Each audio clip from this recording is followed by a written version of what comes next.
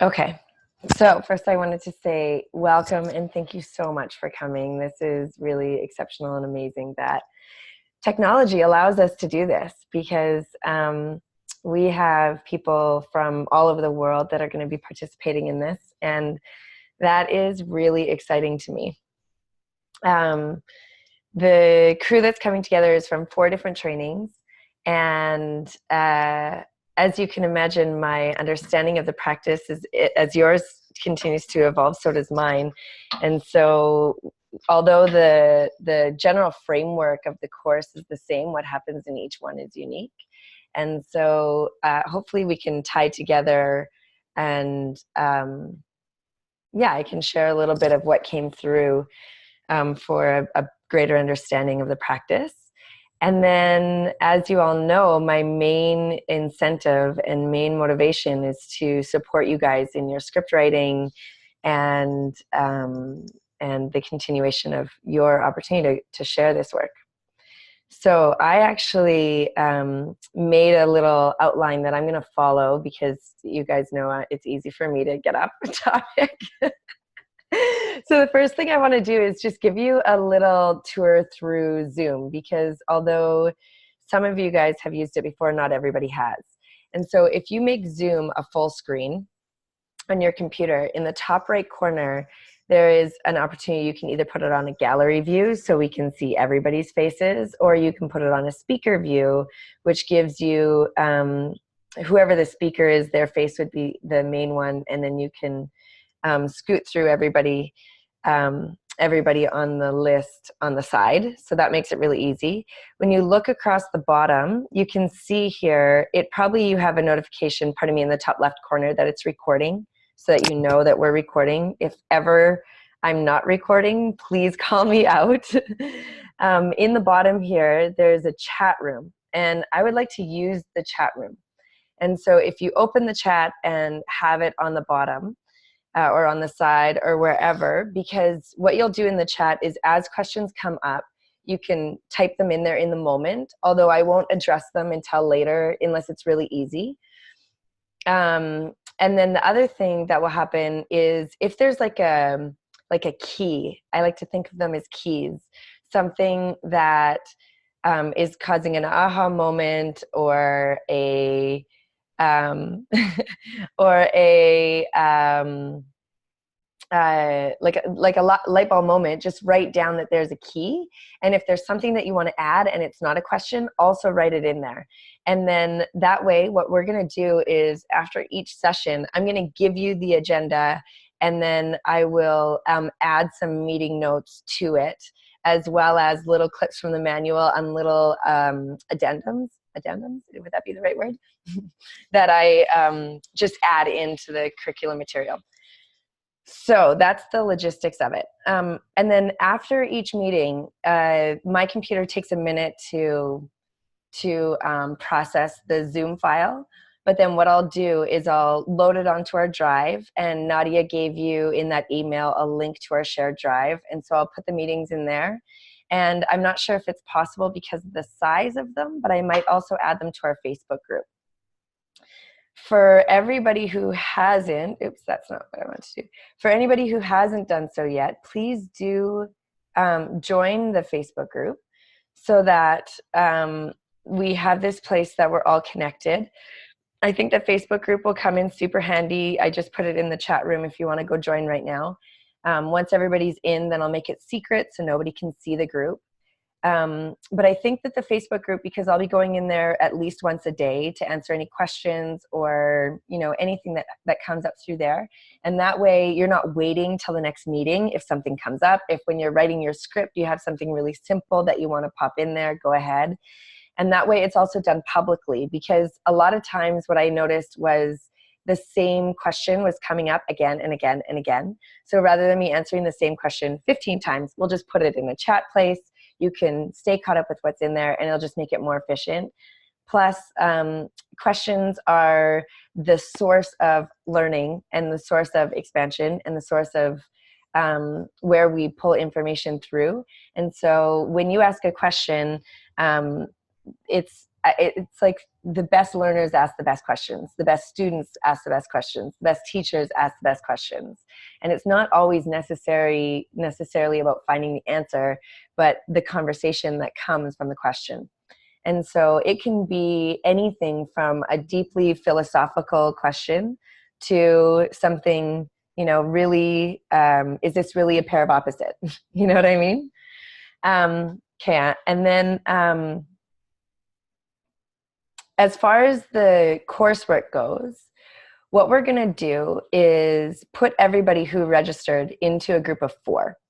And in that group of 4, you guys, so that means you'll read 3 other scripts, you will practice 3 other scripts, and you'll also be giving feedback on these 3 scripts. And so you will have an accountability partner to make sure that you're uploading, because yes, I am going to read all of the scripts.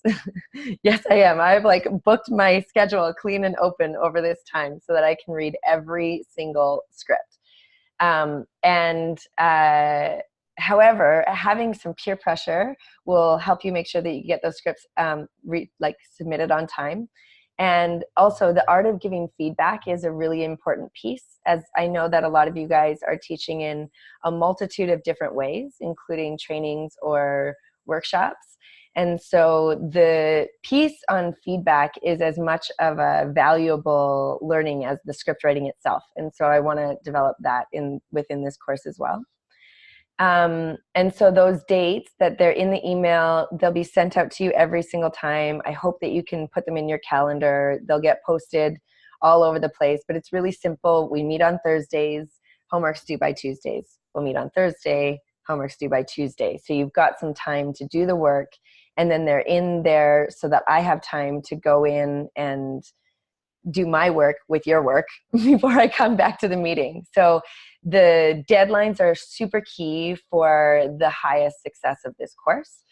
If you're outside of those deadlines, I just can't promise that you'll get the feedback that you want, or that you'll get the attention that you want with it, because what I'm doing is Tuesday I'm booked off, Wednesday I'm booked off, Thursday before the course I'm booked off, and I'm fully dedicated to just dropping in 100% with this.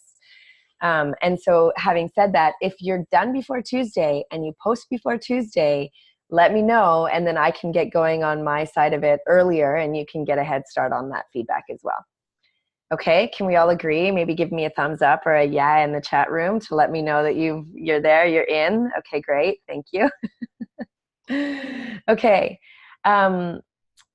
It's awesome that we're doing this today. We're starting today. I know that we're in Mercury retrograde, which is an interesting time to be starting a course and to committing to a course. However, it is a Mercury retrograde about completions. It's also, today we move into Sagittarius season, which is higher learning, which is belief systems, which is publication, which it's like basically everything that we're doing is today, kicking off today. And then we're going to be complete just outside of the Mercury retrograde, which means that when we actually start to put the work into the world, it's not going to be inside the retrograde, it's going to be outside the retrograde, and it's going to be great. So I know I got a couple emails from you guys being like, is this a good idea? I'm like, yes, I put some thought into this. Definitely. It's a great idea. And again, I'll give you little updates on the astrology, as I do always. So that will just come through naturally.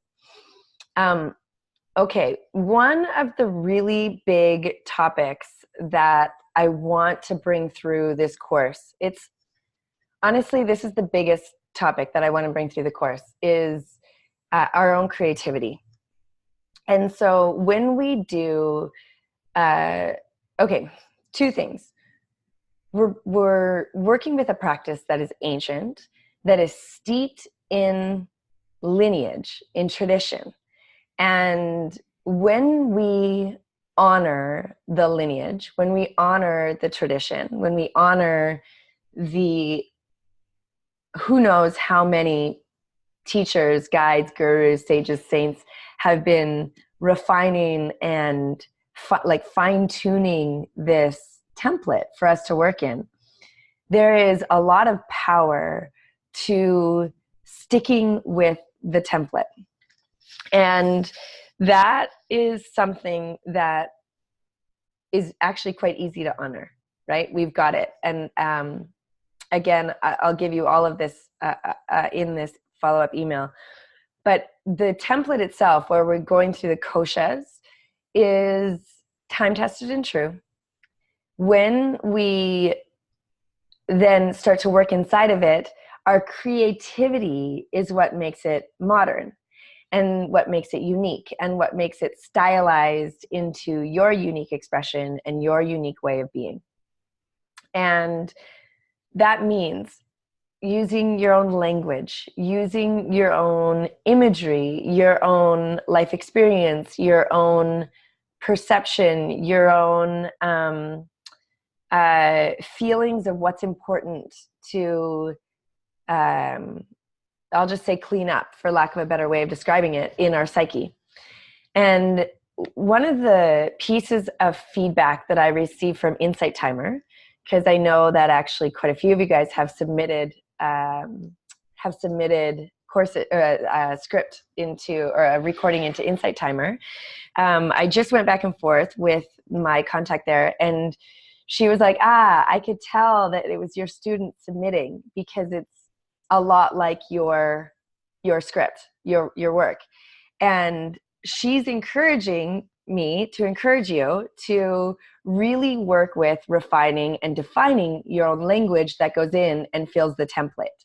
And so one of the challenges that we're faced with as we step into a new path is that before we find our own voice, there's emulation. You know, we use the same lines from our teachers. I do it. I've used language from Joe Dispenza, from Tanis, from Ali. And it's a really deep creative process to figure out your own language and your own way to do it.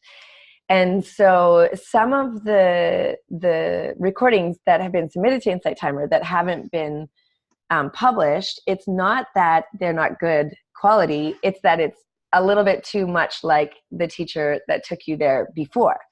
And so I'm just going to be really flattered by this, first of all.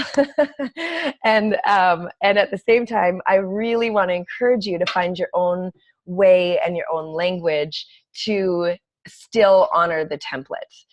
And that's, I think, a really big piece that I want to drive home in this course, and why coming together and actually having the opportunity to read each other's material will be really helpful. And at the same time, once we are able, there's 41 people, there's 41 of you guys who have decided to do this course. So even though, I mean, however many are here in this chat room right now, 16, we're less than half of us are here. And so even though we're going to be seeing each other's things, there's going to be some bleed over. When we see each other's creativity, it's going to help ignite more creativity in ourselves. And honestly, you guys, some of the places that I've been getting inspiration from are the least likely places. Like the Scorpio season Nidra that I just put out, I was so inspired by a children's book. Like a book that I'm reading to my son almost every night is where the inspiration came from.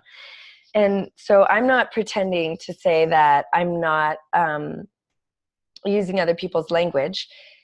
And at the same time, to be mindful that once we're putting something into recording and publishing it, that it is more refined and crafted into your own way in your own word. So having said that, you guys got me? I don't need to go into that anymore, do I? You got it? Okay, perfect. Okay. It dawned on me a couple different times that I didn't do one of the most important things. I didn't make it super clear on the biggest purpose on this practice and what we're doing here. And what I realized and why I love this practice is because ultimately, like you guys, ultimately, I mean, like the biggest ultimate, this is a death practice. This is like training us for our death. And with it being a death practice, I mean, it's not like we have to say, welcome to this yoga nidra practice where I'm going to teach you how to die consciously. Okay, maybe if we decide to go and do one specifically for death, you'll say that. But to understand that this is a death practice, this is a practice that trains us and teaches us how to maintain awareness through the everyday transitions in life, so that our ability to go to bed at night and observe the body moving from wakefulness into sleep and maintain awareness throughout that transition, maybe all the way into dream space, is mastery, first of all. But second of all, if we look at death teachings, like my very initial obsession with any of the yoga philosophy was the Tibetan Book of the Dead and the practice of conscious death. And because once I understood karma and reincarnation as we have the potential to choose our rebirth, we have the potential to die consciously and then choose our rebirth, then I realized that everything that we do is to get us to a place where, one, we're not afraid of death, and two, we can maintain awareness through that major transition. If we look at teachers like the Dalai Lama, I mean, the guy remembers who he is when he's born. He remembers who he is through the Bardo, which is the space between lives. The highest teachings, the highest teachers, the greatest sages and saints, they're remembering their purpose at a younger and younger age. They're having memory of the high teachings. I don't know. Do you guys get what I'm saying though, right? And so if we take this from the perspective of our rehearsal for death, we can use that language in a multitude of ways. So immediately the first thing that comes up for me with that as a backdrop for the practice is one of the teachings that I've shared a number of times, which I still will share and also will clarify, is that the practice still works on you if you fall asleep. Okay, great. Yes, the practice still works on you if you fall asleep, because if you need sleep, you need sleep, and that's the stage of the practice that you're at. However, if there isn't a resolve to stay aware, we're missing out on the opportunity to observe ourselves move through these stages of this transition from wakefulness to sleep. If we are looking at it from the perspective of transition and death, we can take it out of sleep even. In a breakup, I don't know about you guys, but when I go through a breakup, at least there's been times in my life going through a breakup where the first thing I want to do is numb out and I want to not be present. I want to, disappear. I want to either it's in the bottom of a chocolate fudge Haagen-Dazs ice cream bucket, or if it was today, it would be more like a coconut bliss. Or, back in the day when I was a big drinker, to go and drink or do whatever those things are.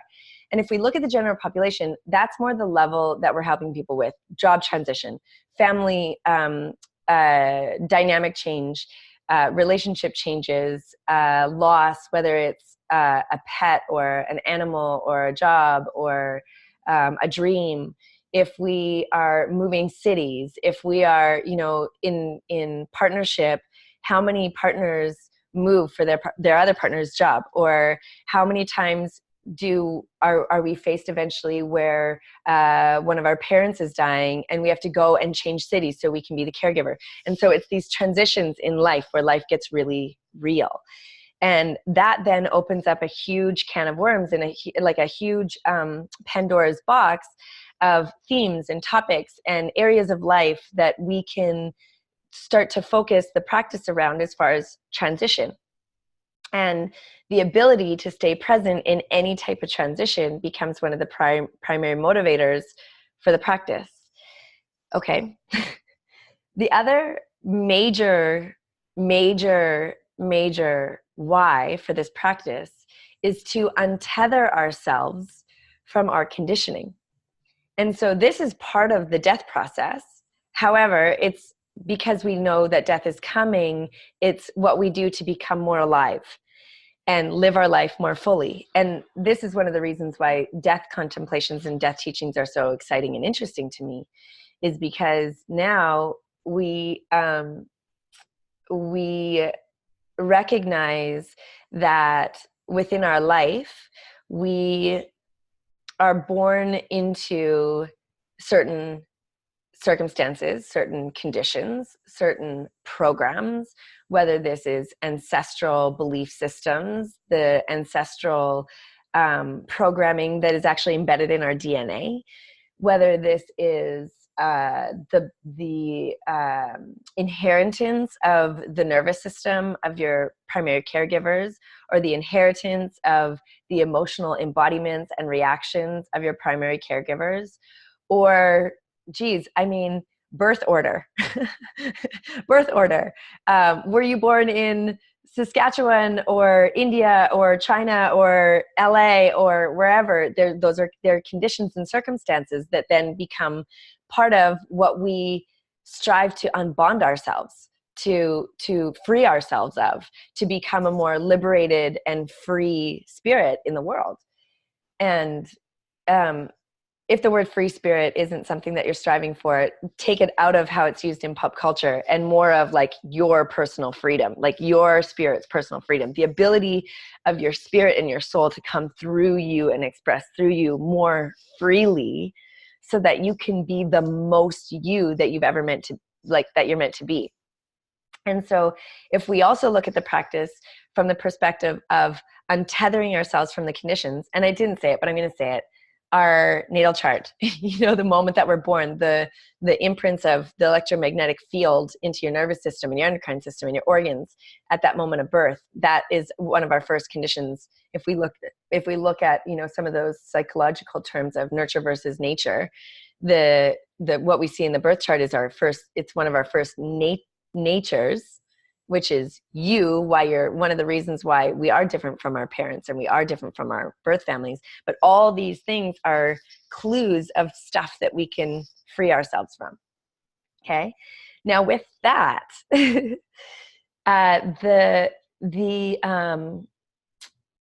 beauty of using the 5 kosha template for the practice is that now that I've gone and studied 4 different lineages and continue to dive into these 4 different lineages, what's unique to the Bihar lineage is the pairs of opposites in the mental emotional body.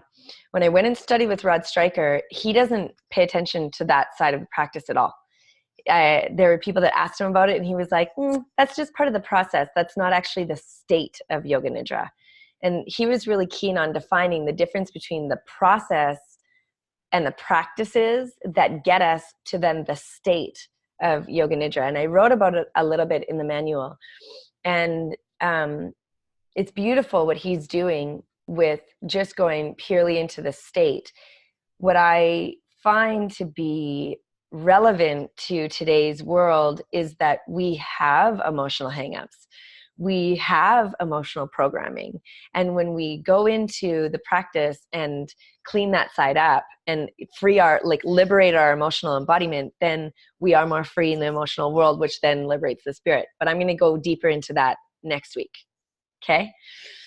This week, what I want to get into, hold on, I got to go to my checklist. Okay, perfect. I'm staying on task. Okay. This is one of my weak spots, so I'm working hard to fix this within me. The body scan, before the body scan, one of the things in the beginning of the practice, so in that initial relaxation, and I don't even think that I made this as clear as I could have in the manual, and the manual is still electronic, and so what I'm actually in the midst of doing is a revision already on the manual. Like I told you when I send it to you, it's going to have a revision, but a revision again right away, and I'll update that for you guys after this course is done.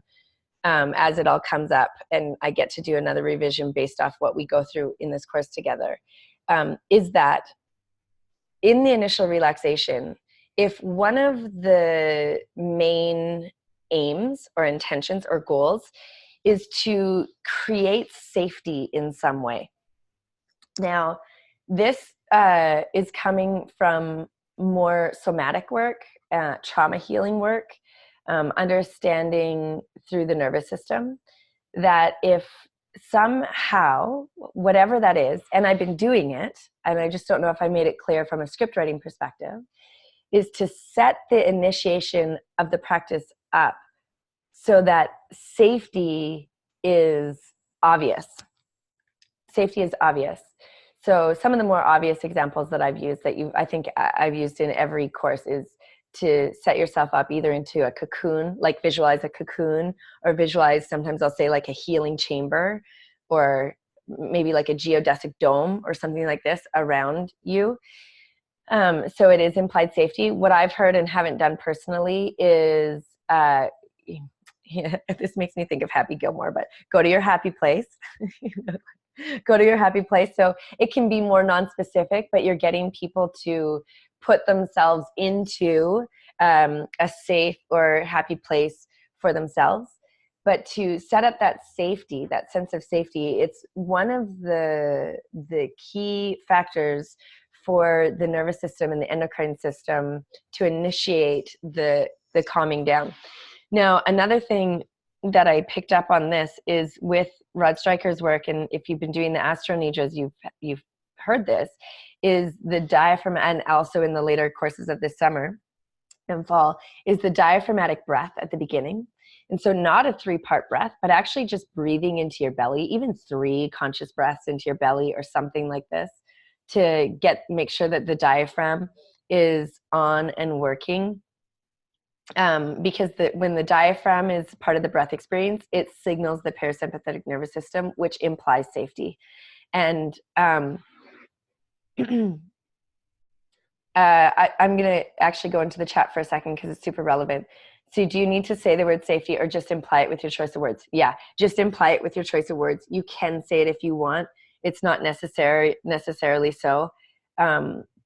And also to remember that we are not actually in control of other people's experience. So I can't know for sure. Maybe a cocoon is deeply triggering for somebody, and ultimately that's just going to mean that's not the nidra for them.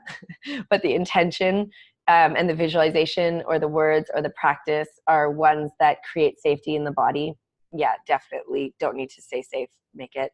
What about cues like, remember, you are in control of your own experience. You are the director of your own yoga nidra. I'm just your guide for the Krishna of safety. Yes, exactly. That's totally true. I'm going to come back to this one, Aisling, for later, okay? Yeah, so in the initial relaxation, and also that could also be something like, make sure you set yourself up in a room where you're not going to be disturbed. Pull the blinds, light some incense, like actually setting the physical space. Cover yourself in a blanket. These are things like they're all there. I'm just not sure if I was super clear on that safety being such an important piece of the setup. Okay. Then the sankalpa is set next, and I'm going to leave that for now, and we're going to go into the rotation of consciousness. And so in the Venice group, specifically the first group and the Croatia group, I only taught the rotation of consciousness from the Bihar school, which is right thumb to the big toe, left thumb to the big toe, back body, front body, whole body. That and everybody got that one. That one, I still stand by it 100%. Its potency is the greatest. It takes the most amount of time. It has the greatest effect on the nervous system. What it's doing is it's integrating the peripheral nervous system into the central nervous system, where oftentimes in somebody who is experiencing trauma or has an experience of trauma in their life, they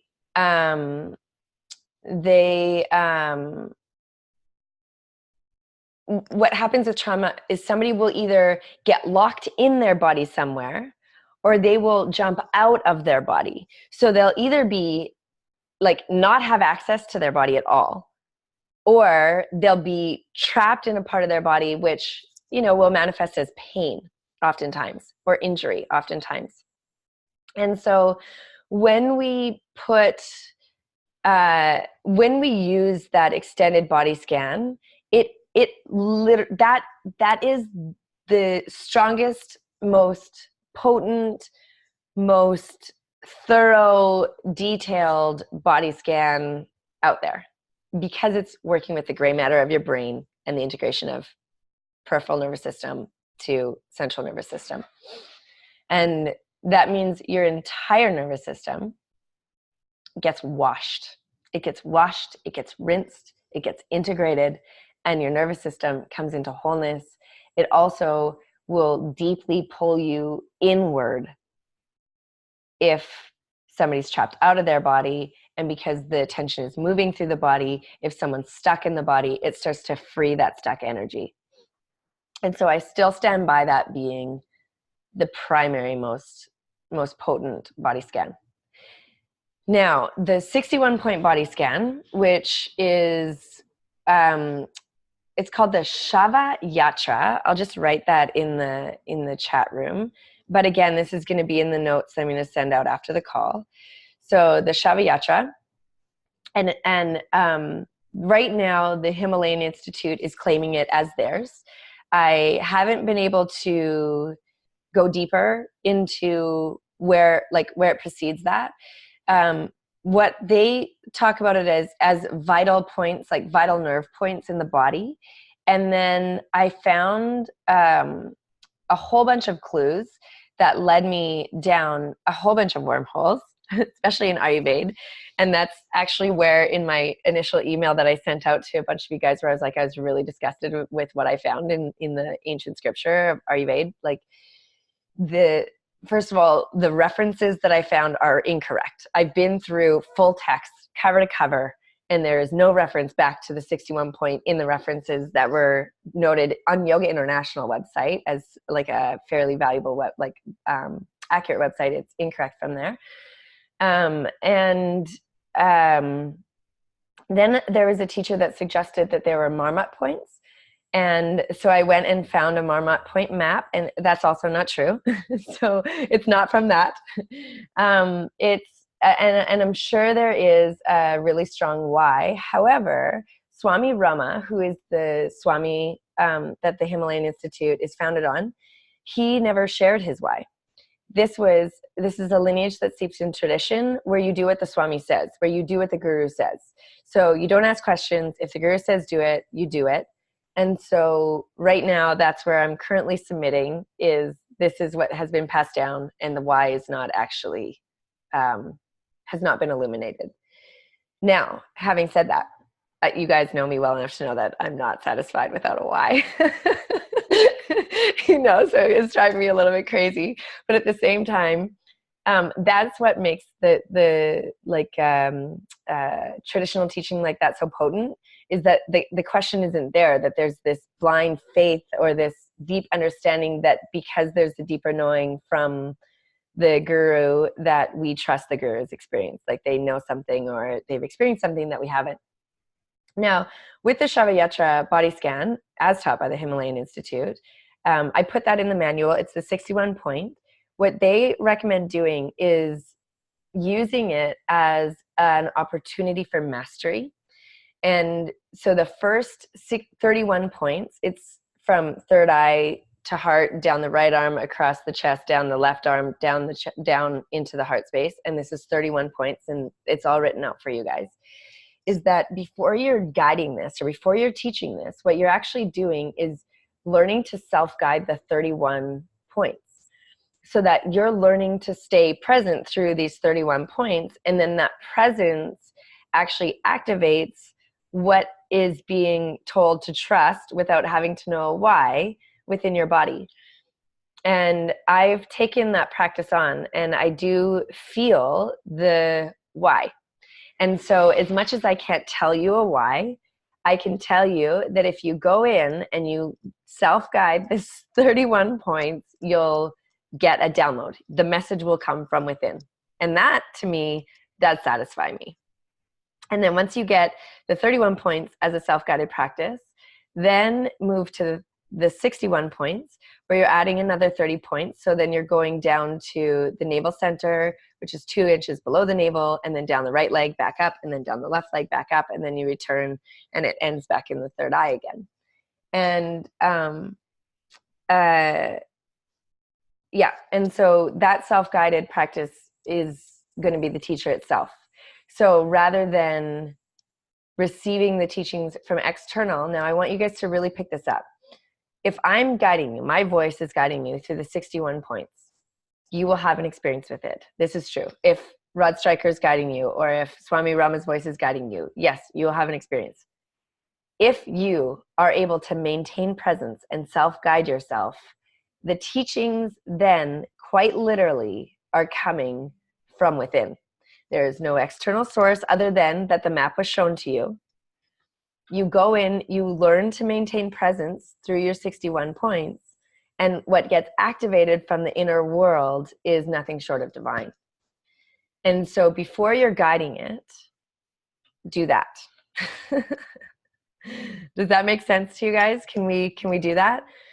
And also what I love about this is in the Bihar tradition, where they say it's not really a self-guided practice, rather it's more of a guided practice. This now is actually untethering you from the guide externally and connecting you to the guide internally, and gives an opportunity for self-practice, which also is very liberating. And I would say that is one of the greatest gifts that I've received from Rod's training, is the self-guided practice. Tanya, you just said, where can you find the 61 points? It's in the manual. And then I'll also put it in, I have show notes for you. I have show notes for you from this call. I just didn't want it to distract you out, but that it will go in it will, after the email, when this Zoom recording is done, it will go in that as well. And it's simple. It's 61 points. It's really easy to remember. I'd actually say that the manual, oh, Lauren, your manual, because you did the Croatia training, you have, yeah, it's in your manual, Tanya. It is. It's on page like 41. I just pulled it out of there, like literally for the show notes from the drive just a couple seconds ago, like an hour ago. So I'll make sure that the Croatia crew gets all that information. And then the third body scan that I'll share with you today, that I haven't shared with you anywhere, is this other one that I received in Rod Stryker's training. And I know that I told you guys yes, he does say that the goal is to self-guide, Jackie, but like the way that it's being passed down, like, you know, from Tanis or from, I mean, there's some Bihar live-in, ashram live-in teachers here in LA. Well, I'm not in LA right now, but when I am in LA, they're really pointing towards being in a guided practice, because not for the body scan, but for the pairs of opposites with emotions, it like not having to think. So one of the things is like, don't think your way through the practice. Just let the thinking mind turn off. And actually, this is one of the reasons why in Strikers, they're not going through the pairs of opposites, because it goes straight into feeling what's being presented from within. And so in Strikers, he barely talks. He'll say something like, in a 12-minute practice, he'll speak for 2.5 minutes total. In a 30-minute practice, maybe he'll speak 4 minutes total. Like he's like, okay, now do this. And leaves you for like 7 minutes, leaves you for like 12 minutes to go do the instruction. And so it's a completely different style of practice.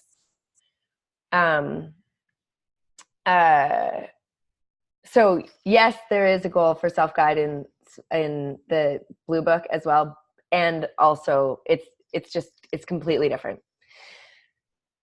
which I'm going to slowly drip in through this course. Okay. Where was I? Oh, right. So this third body scan. Now this I got directly from Rod Stryker. Stryker actually made us sign a contract that we're not allowed to share it. I, since writing the manual and doing this, have requested quite a bit of time and many questions with the para yoga. I haven't gained direct access to Rod yet, even after many requests for a private. It still has yet to happen. However, yesterday I got an email from his assistant saying Rod was curious about da da da. So I think I'm getting closer. But I have, they didn't give me direct permission to share it, but what they said was, it's now published in the world and there's nothing we can do to stop people from sharing this practice. And it is so beautiful and so potent and quite profound that I feel it would be adharmic not to be sharing it with you guys. And this practice is, it's a heart activation. And so the body scan actually starts in the heart, and it goes through points that are heart points in the body that then activate a whole heart experience. And what I've been instructed is that once I've done this 100 times, then I can share it, is what I was given. And I'm pretty close to my 100 times because I'm obsessed with it. It's fast, it's beautiful, it's easy, it's connective, it changes my whole day. I can do it, first thing in the morning. I can do it midday. I could do it before bed. It's very easy to remember. I put it in my Scorpio season Astro Nidra. For those of you that did that and were like, what is this body scan? I'm going to give you a recording, Lindsay, so you can do it on your own. Once I give it to you guys, you can do it mentally. It's one of those self-guided practice. And actually what happens, and now I'm understanding why the 100 is that now when I go in, I just ask for it and all the points light up. And it's just like, boom. And then my heart's like, whoop, whoop, whoop, whoop. And it's a game changer. And the points are really, really simple. It's, you begin in the heart, you connect to your brow center. You wait till these two connections come alive. And then every point that you touch, you connect it back to your heart. So it's right temple, right cheek, right shoulder, I'm mirroring, right side of your chest, middle of the right thigh, and right ankle. And then you go up the left side of the body, left ankle, middle of the left thigh, left side of the chest, left shoulder, left cheek, left temple. And then instead of going to the space between your eyes, you go to the space between your ears. And then you'd feel the whole left side and then bring it all together and then feel all those points joining into your heart. And then once all those points join into the heart, it's like all of your resources connect you to your heart, and the heart's just like, so yeah, Alexis, it's the one I did in the Scorpio season. Exactly. How'd you find it? Anyway, so that one I'm going to give you guys all, I'm going to give you guys all the Scorpio seeds in Yoga Nidra to practice between now and then. And then I'm pretty sure I have the 61 points recorded. If not, I'll give you a link to a recording of it so that you can practice that, as well as the written cues so that you can, if you want to choose to go into self-practice. Because one of the things that I would really love is during this course, if you guys could be doing Yoga Nidra every day. If you do practice every day. And the one recording that I'm going to give you is 12 minutes. It's only 12 minutes. It's just a body scan for 12 minutes. And so if you don't have a full 30 minutes, do the 12-minute one. And then next week, I'm going to give you a different short one so that you can at least drop into the opportunity to drop into the state of Yoga Nidra. Okay? Because the real teacher, the real guide for this practice is your practice. And so the more you do this, the easier all of it's going to be for you. Can we agree to that? Can I get thumbs up or a little yes in the chat? Okay. You can't find it in the manual either? Like spiderwebs from the heart. That's right, Danae. That's what I did in the, yeah, that's exactly. And that's how I described it in the Nidra. is in the Scorpio season. Okay, well, if it's not in the manual, I cannot believe it's not in the manual. No, I have the manual open and right in front of me. It's on page 43 in the manual. Oh, I know why. If you have the printed one from Squamish, it's not in the printed one. It's in the online update that I gave you. No, it should be in the printed one. Anyway, it's there. You guys have it. I'll make sure to highlight it for you so that you can find it with ease. Okay. I know we only have about 10 minutes, and then I'm going to give you a chance to ask questions. And if you don't have any questions, then you can check out of the, I mean, you can always check out whatever. But I do want to talk about coherence. Okay, so the body scans, like any of these body scans, definitely super key. My main thing that I want to encourage you is, because we're working with deeply ancient practices, is don't just randomize it. Don't just go through the body without a why. Don't just jump from place to place, because yes, it will feel like a scan. And I want to give you 2 more. One is from Dispenza, and it's his induction technique. And I'm just going to actually copy and paste it from his work. I'll probably take a thing. And it's basically, he does one where it's water. And it's like the water comes up from the ground up, and all of a sudden you're fully engulfed in water, and it's an induction there. And then he has his space. He starts at the third eye and he goes down.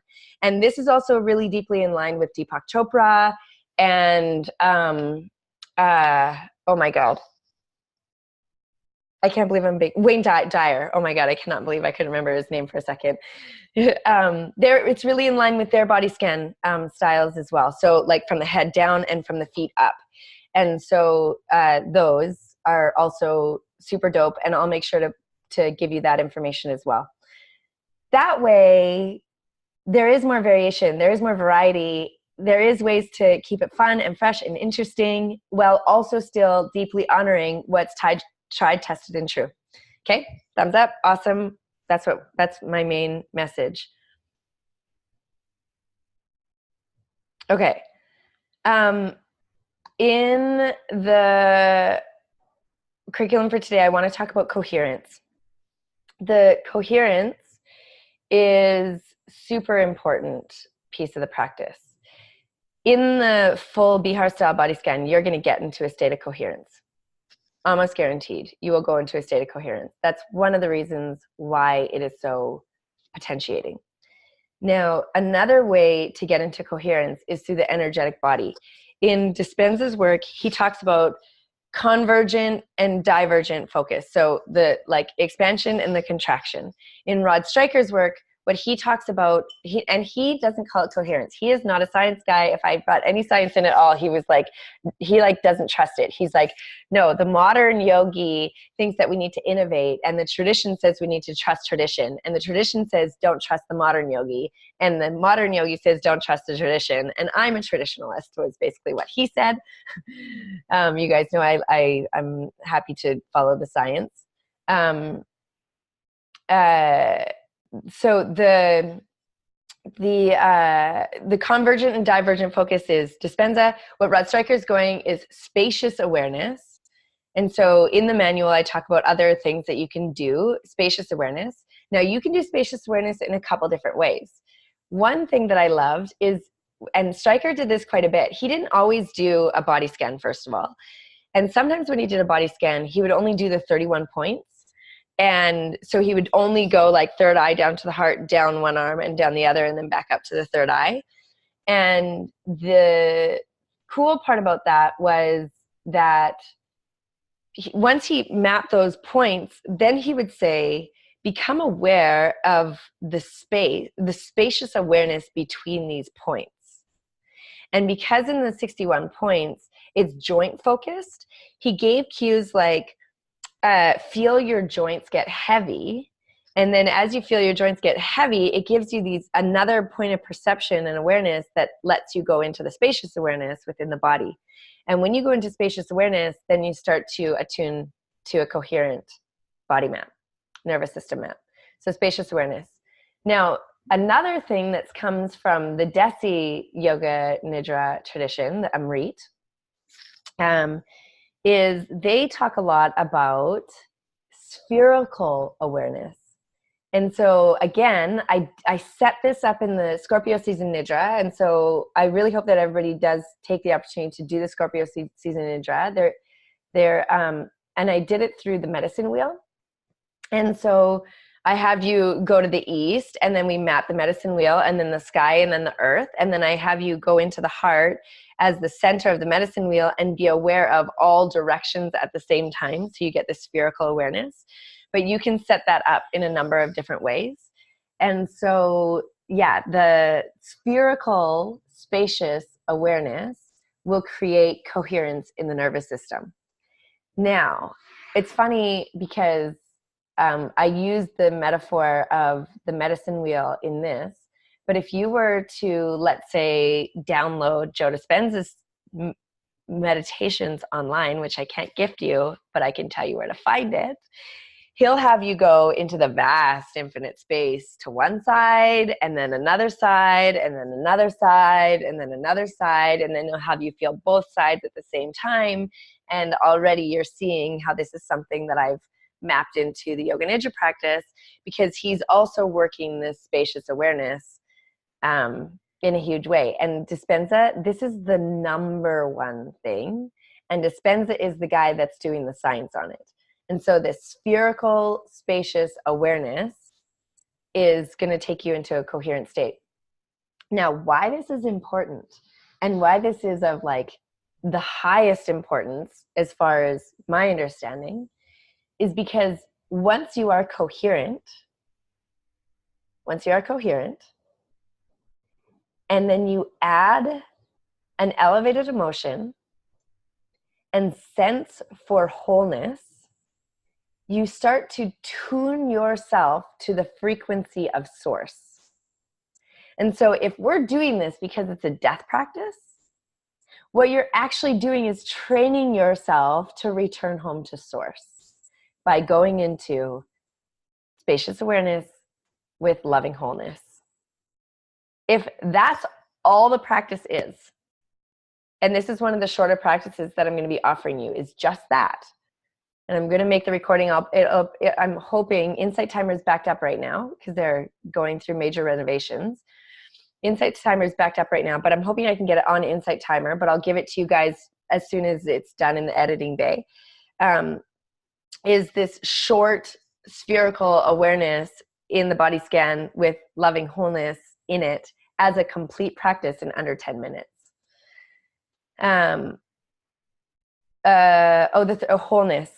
Wholeness. She's asking what's the third thing? Coherence, elevated emotion, and wholeness. Because, okay, if we're going back to source, we're returning to the remembrance of oneness. If we look at like, again, you guys know I have never studied religions in depth, but the original sin is separation. Is that not true? Is like our first thing that we forget is that we're one. And so that separation is our first wound that we're trying to overcome. And so when we go into a state of wholeness, we remember that we're God, basically, that we are part of one, the one thing that makes up everything. And so that's this again, this is a huge, huge aim of the practice. Okay. I'm going to kind of bleed this coherence conversation into emotions next week when we chat, because the emotions is the next big aim of the practice from my perspective. And I got the craziest teachings. I'm so excited about next week. And I can't wait to share it. But yeah, so I'm going to let that go and bleed in there. In the manual, I talk about coherence. There's more teachings in there. A great place to learn more about coherence, and I'll give you some resources as well, is the HeartMath Institute and Joe Dispenza's work. So those were my aims from today's session. You guys have all the information on how to write it, and I know a lot of you guys have been, and maybe you're going to write a new one, or maybe you're going to refine one that you've already written. But between now and Tuesday, write a script, or maybe you're refining a script that you're already working on, maybe it's a new one, that's up to you, and have it uploaded into the drive. If you could have it by Tuesday morning, I'm going to drop my kid off at school at 9 a.m. and then I'm going to start reading. And so if it's in there in the morning, it's guaranteed that it's going to get read. You know, first one in, I'm going to read from the first ones that come in. And if it comes in like at the end of Wednesday night, you're not going to get it read. You know, if it comes like, if ideally I have everything in by the end of Tuesday. So the ones that start coming in Tuesday morning, I'll read those on Tuesdays. And the ones that come in later in the day, I'll read them Wednesday. And then I have time to get ready for the Thursday session. And so yeah, have your thing in there. We are going to put you into groups of 4. I want you guys in your groups of 4 to exchange information and get in a conversation. Maybe you have a little foursome WhatsApp conversation. I think most of you guys are on WhatsApp by now, or you guys can figure that out amongst your group of 4. And notify each other once your script is done. And then once yours is done, don't start reading the other people's until you're done yours. Finish yours first. Put your gas mask on first and then go to the other. So once yours is done, then go and read your other 3 scripts that are part of your group, so that you can see. And what it will do, it will ignite questions. And then those questions, I want you to see them, and I want you to be working with pairs of opposites, so that when we get to the pairs of opposites next week and chat, we can go into this. Because I would say the pairs of opposites is where my understanding has grown the most over this year. Cool? Can we all do that? Thumbs up, high fives, all of it? Yes, thank you. That's it. So I'll make sure that I send all the stuff to you that I promised. And Nadia is telling me that it's not in the manual, but it mentioned in the manual, but not supplied. So I think that is the printed manual that I gave in Squamish, but then I also uploaded it to the drive that has it in there, because I did do a couple of edits post-training. And everybody, all the training groups except for Croatia has the updated, and I just didn't do the Croatia because you guys have Tannis's manual, but I can give it to you guys. I'll put it into your drive as well. So why don't I just be more efficient? I'm going to put it in the script writing courses drive as like a supplement to this course for all of you guys that are in there, but also it is in your personal course drive as well. What I want to do is open up the floor to questions. First, what I'll do is answer the questions in the chat that I haven't answered yet, and then we can do some talking. Mama Kay's brewing her. Oh, I miss your kefir so much. Okay. A question for later. Do you think it's a better idea then to make a yoga nidra specific for one of those life transitions and label it as such, or should it be more generic? I guess I'm wondering if it would be more beneficial for people to do a yoga nidra for losing a parent, or if it should be more general, like loss and grief, which could include pets. No, you explained it well. That's a personal choice. Sometimes it's great to do specifics. What I will say is the website that is being built, I will love specifics. And moving forward in that website, what I'm actually going to be doing is giving lists of topics that will fulfill a bigger mission that might have something to do with astrology. And then as the astrology comes up, the website will point people to the practices that are relevant to the astrology. So in that case, by then, we will be asking for more specific practices if you choose and you want to be part of that online opportunity.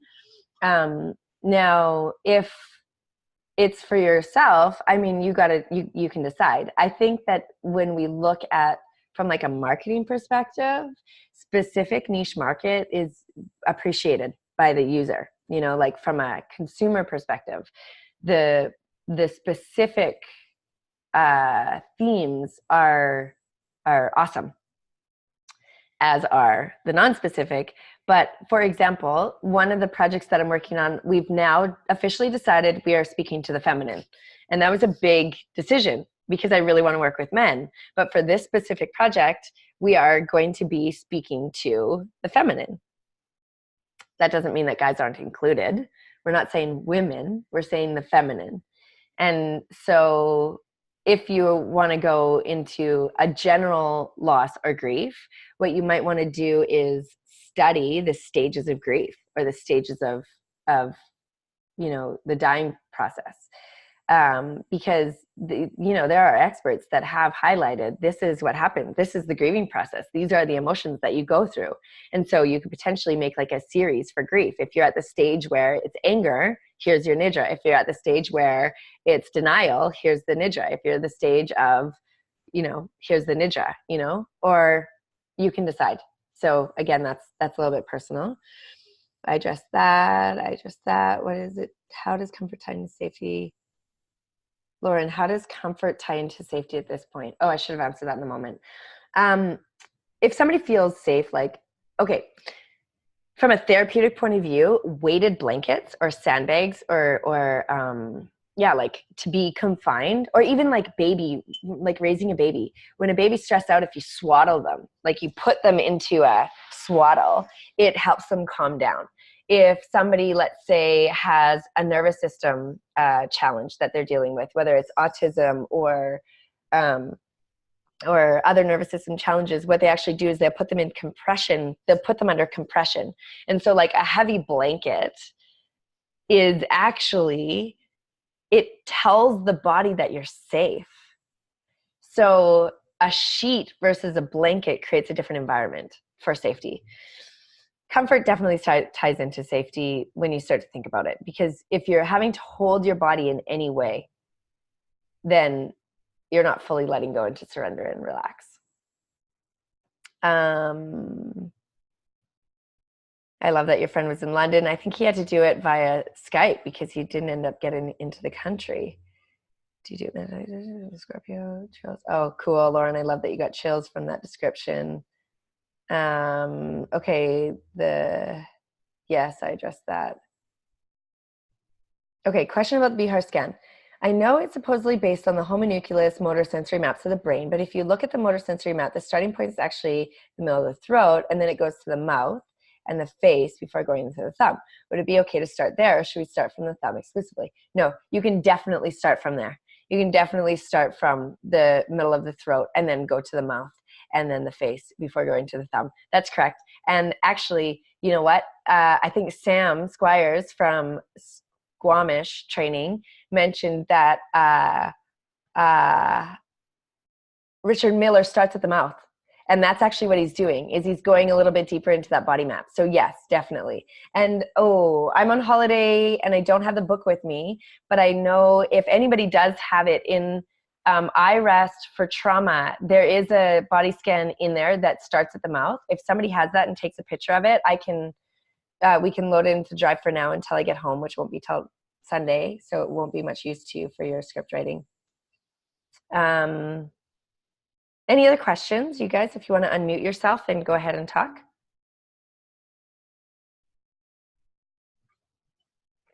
And if not, then we'll sign off.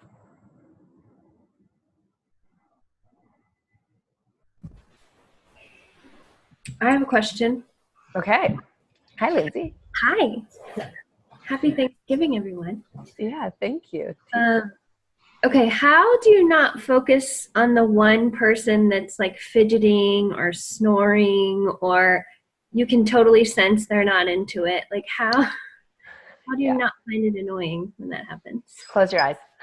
Close my eyes. If you're reading a script, you just got to work that out. That's a tough one. I still get tripped out sometimes. Oh, come on. And right. what it gets me to do is go deeper in my body. Yeah. So yeah, you just got to figure that out. And actually, you know what? It's interesting, Linz, because I remember where you're from, there's just a collective trauma because of the hurricanes. And so you're probably going to face that a little bit more than a lot of people will, because of that collective trauma. And because the body is just, it's hard. It's super hard to stay still. So if you can actually go into compassion yourself and take that as a cue, even if it's true or not, that person there's suffering, there's a suffering happening there. And then give them, let that just ignite love within you rather than insecurity. So you can just change that program within yourself right now, like today, you're just like, okay, from now on, this is a heart opener opportunity for compassion and understanding that this person is working out some shit right there on their mat. Does that help? Beautiful. Yeah. I Yeah, was it's taking tough. it personally, and the ones that have the funky faces at you when they don't mean to, they usually have the best experience. So Exactly. breathe through it. Thank you. Yeah. I actually have had recently quite a few people that can't relax their breath. And so they're going through the practice and it's like, and it's not the snore, it's not the sleep breath. There's a difference. You could tell where they're like controlling their breath. And so I'll try and cue it a few more times. Sometimes I'll give them a really gentle cue to observe the intelligence of the body breathing them rather than having like relinquish all control, including your breath. Trust that your body can breathe you, and so you can slip a few in, but don't obsess over it. Like maybe once or twice, but yeah. And then that stillness, if you notice that it's a theme in your groups, you can make that part of your opening dialogue. Like what is like that stillness is a integral part of the practice, or however you want to word it. Thank you. Brilliant. Good Yeah. to know. Thank you. Good to see you as well. Danae, you're front and center on my screen. Do you have a question? Well, I was just wondering about like a similar question in terms of pregnancy and then like new moms, for example, when you're doing yoga nidra or nidra. Mm-hmm. Sometimes it's not the best for the body to stay still that long. Yeah. You know what I mean? Or your baby is pressing directly on you as you're nidra. Yeah. Which is a beautiful thing, but takes you out of the practice potentially. And so, I think, I don't know, just like taking the pressure off of needing it to be a certain way and then allowing it to unfold. I don't know if it's Absolutely. a question or not, but just more so like of an acknowledgement that there might even be people that are in pain, for example, where they can't physically stay there too. Yeah, exactly. That's where I'm like, just let it move into compassion. They're just working out some stuff. Mm-hmm. And actually, you're already in the world of it, but like your practice radically changes as soon as you become a mother. It'll never be the same. Unfortunately, and totally fortunately, it will never be the same because now you have a piece of your heart living outside of your body. And we still need the practice all the same, but it transforms, it shapeshifts the practice. And so what I say with pain, discomfort too, is like, don't be afraid of the props. And actually, Aisling just said, who want to lay on their side. Lay on your side. Yes, lay on your side. Lay on your side, put props up and down, put them, like bend your knees, put them on the outsides of your knees, use straps, use blankets, like make yourself a throne. Who cares? I actually have a giant beanbag chair, and sometimes I go in the beanbag chair because I can just like wiggle myself in and just like fully let go and feel contoured. Like, yeah, comfort is huge. And if you have to move, of course, move. You're not going to get that same like body disappears thing if you're moving, that hum that comes through the body, because as soon as you move it, it disrupts that stillness that lets you go to that place, but you're still getting incredible nourishment from the practice. And yeah. And that little baby's going to give you everything that is not there from stillness anyway, because they're just like oxytocin you like wild child, like it's just amazing. Yeah, the more props the better. Exactly. Okay, I'm gonna come, Ashley, I'm gonna unmute you in a second, okay? But just because Julian is on the same topic here, she says, what about sitting up on Yoga Nidra? I'm reading a book on the Amrit method and the author mentions this. Have you tried it? Yes. Actually, yes, you can sit up. You can also stand. Like if you fall asleep all the time and you do your Yoga Nidra in Tadasana, that's a trip. I had to do it because I was like, what's going on? And for my Canadians, if you know Ramin from the Sattva Yoga School in Edmonton, he makes all of his student teachers do 1 hour Tadasana practice. He's not doing Yoga Nidra in it, but to stand for that long, still for that long, is an exceptional practice all on its own. And doing it seated, I mean, that's how, that is how Dispenza is teaching people how to sustain awareness. He has us doing, when you go to him in person, like 2 to 3 hours seated meditations that are essentially yoga nidras seated. And then it's only when you're in his advanced, like not even, he does a little bit of a lying meditation in his advanced retreat, but it's only in his advanced follow-up that he actually lets you lay down. Like, he's like, people are not ready to be laying down yet. We got to master this seated. So yeah, go for it. Yeah.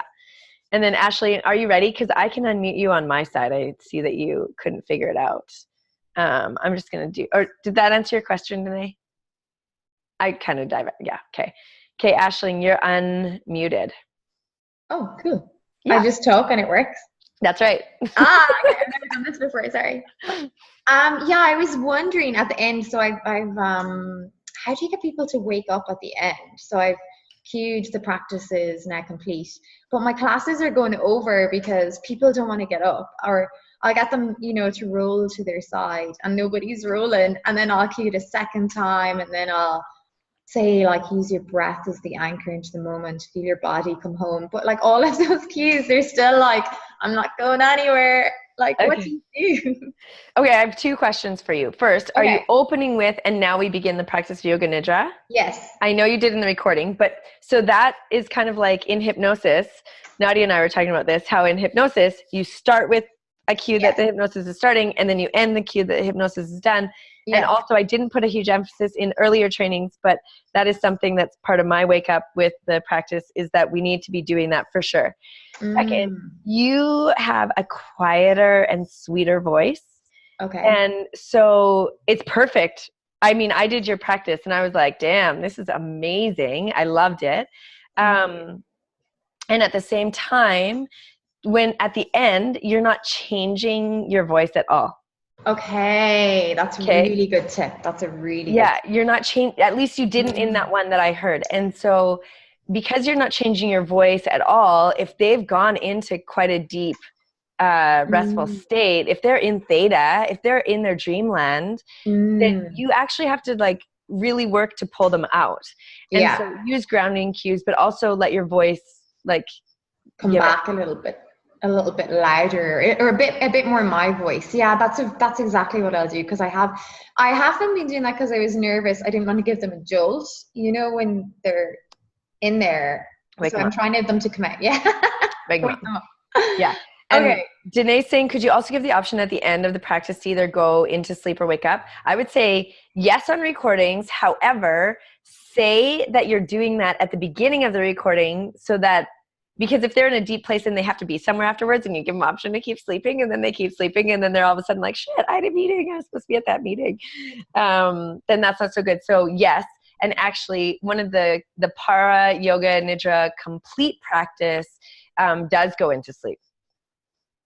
And people not really coming back. Are people really not coming back, or just really milking the sweet spot of being at the end? That is such a great question, Jackie. Because that's also going to be part of the conversation of this training, is to give more time. And actually, before I send you the Scorpio Nidra, because now I've done it a few times, I have 2 edits. I'm going to do 2 edits on that recording before I send it to you, because I didn't give you enough time in the sweet spot at all. Every time I've done it, I'm like, wait, I'm just getting those kites back. Like, what are you doing? And I'm like mad at myself.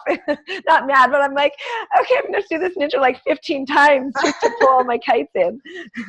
Okay, so yes, that sweet spot, that is a big thing that we need to give more time for. And you heard me talk about it in Squamish, Aisling, but Jackie, and the one that you were at, that we definitely didn't talk about that sweet spot, having the emphasis that it can. So yeah, exactly. Does that help? Yeah, that's amazing. Thank you. Okay, and Lauren, at some point, can we talk about grounding cues and how to get people back in their bodies? Yes, the way this course is going to go is like more sequentially. So can you guys play with it in your own creativity and your script writing, and then it'll be more conversational as we continue on in the course? Okay, and yeah, the practice go to sleep or wake. Yes, absolutely, definitely. That is a really good thing, especially for mamas, Danae. Actually, if one of the goals is, and we'll talk about this too, like, you know, that stat that says 30 minutes in yoga nidra is like getting 2 hours of sleep. If you give a 20-minute sleep cycle at the end, that's when it really translates like that. We'll talk about that later though. Aisling, you guys got that teaching in Squamish, but yeah, we'll talk about it in this course as well. Okay. Do we have more questions? Okay, well then I think what I'd like to do is really honor trying to keep these under 75 minutes, and we're just 3 minutes over 75 minutes. That way we keep it doable. And I just want to say thank you so much for showing up here on this first call. I know that a lot of you guys came on your Thanksgiving as well. And if you haven't gone on the Facebook, we'll make sure we do that. And my computer is going to take a little bit of time to process this video. And so instead of doing 2 emails, I'll put it all in one. And so it will be up in, let's give me 3 hours for sure, just in case there's any sort of things. When will we be giving your groups? We'll figure that out today.